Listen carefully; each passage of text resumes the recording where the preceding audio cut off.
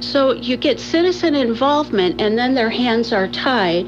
So the dialogue was directed, and that's not how it's supposed to work. Okay, Paul, we're going to get your thoughts on the police department too, but it's citizen involvement, what we're talking about. We have a citizen involved right now. Dan is on the line and has a question. Dan, what's your comments here for the mayor candidates? I have just one quick question, and I'm wondering how they will address something totally entirely different. The medical crisis that's developing in DeKalb, the fact that we are losing the clinic to the northern part of the city, and as a result, we have really nobody close by for public aid, low income, so on, to actually go to and have their needs attended. How can we address this? All right, and Chris, I believe it's your turn to go first. So, Chris Paulson, what are your thoughts about that? Well, I appreciate that. Being in the health profession myself, anytime we are looking at issues related to health, it's concerning to me. I met with Congressman Foster last week. I've had conversations with our state representatives, and this is really a state and a federal issue as opposed to local municipality issue as it relates to health care. What we need to do is we need to work with our legislators at a higher level to show our support. Medicaid is not being paid for by the state, and we have no services for many of the Medicaid patients. I was over there meeting with a dentist at a new clinic in Sycamore, and I was very pleased to see that he is taking Medicaid patients, one of the only dentists in the area that's taking Medicaid patients. So it's certainly on my radar. It's certainly a passion of mine. At the city level, however, it's really not an issue that we are able to address and can address with what we have been given as our mission. Okay, Paul Kallenbach, your thoughts on that, please. Yes, I'd like to address both of them at the same time. I just learned last week about the clinic closing down, which will give us 2 more buildings that's going to be empty downtown in DeKalb. I haven't had time during this busy campaign to study this, and it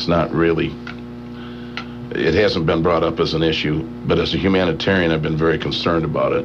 I know that the DeKalb clinic is closing the one on over by Sycamore. I understand that that's going to be closed and combine the two because there's no more development over there because of the current economy.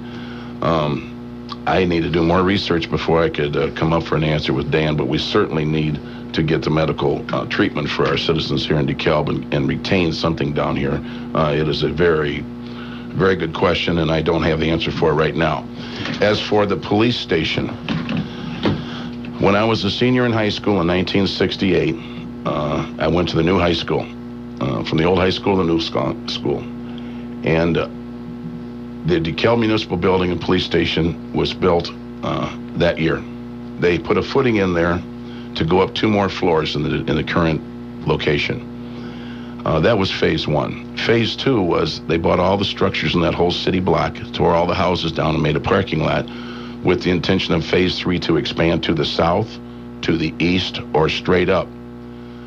Instead of executing phase 3, they turned around and said, no, this current administration, we want a new police station. And that's one of the things that got our current economy in the state that it is, overspending nationwide, and we were doing it right here in DeKalb. We should have pursued the expansion of our current municipal building and city hall, police station, instead of trying to purchase new. Sometimes you have to drive a Chevy and not a Cadillac. That's just the way it is. And my concern was where they wanted to purchase the land, which they did, to put the new police station up. The location, they can't go out to south to the tracks. There's no exit out there. The only thing was entrance and would be on Route 38, which is a very busy highway from time to time. And if their concern was for the north side, they would have to go all the way to Annie Glenn Road or First Street to really get north to the area, north of the university. And my real concern was if they were really concerned about the tax dollars for the citizens of this community and the business people, and why you want to know why your taxes are so high, they paid $511,000 an acre for 3.5 acres out there in that location. If that land was worth that kind of money, how in good conscience could they possibly take it off the tax rolls? Lynn, your thoughts on that, please. Okay, well, I'll start with a medical question.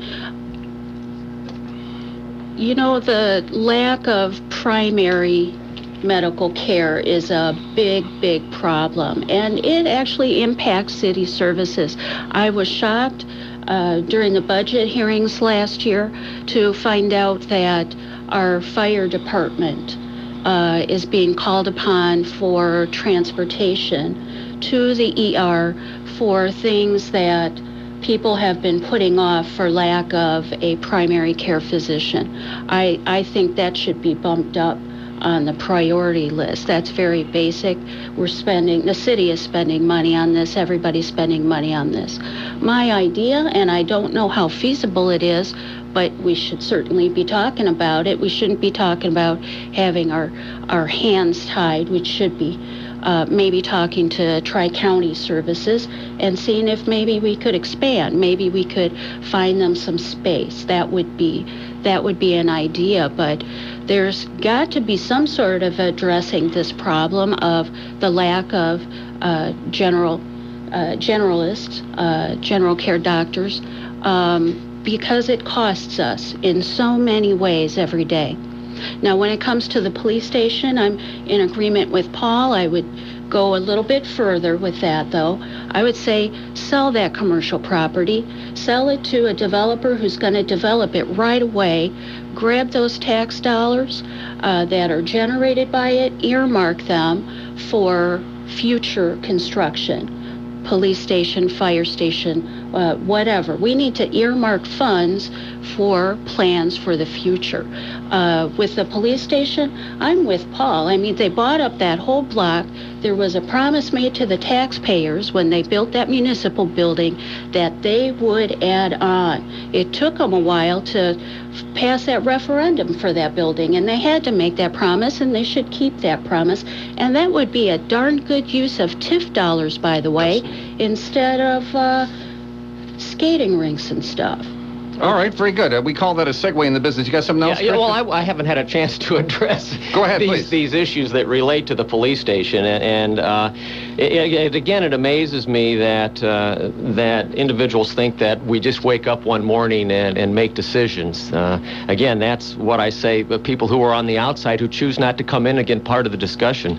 We went through many discussions about the local facility that we have, and we talked with architects. We looked at even architectural design, and things have changed a lot since my opponent went to high school here, and the building design, the technology, the IT.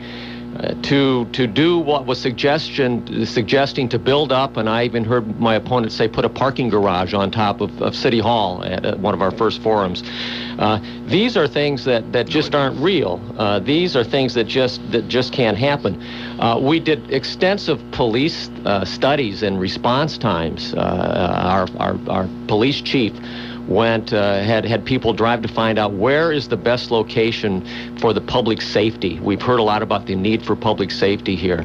And so when we looked at the community, we looked at where, from a public safety standpoint, is the best place to build this station. So I really take exception that we just go in one day and make these decisions. Much citizen input, much citizen involvement, much study, talking with the experts to find out what's in the best interest of this community. In terms of having hands tied, our Citizens Advisory Committee could have certainly, and I certainly did, look at the issue related to where the police station should be. So once again, these are allegations that are not based on history and reality. Did you have something else, Paul? Yes. Again, when he talks about slander, I didn't say anything about putting a parking garage on top of the police station. I made awareness about the kitty corner parking lot, that there is ample parking there, but it could be expanded, not on top of the police station. However, I strongly disagree with Acting Mayor Paulson, because I have a feel for the heartbeat of the citizens of this town, and there isn't anyone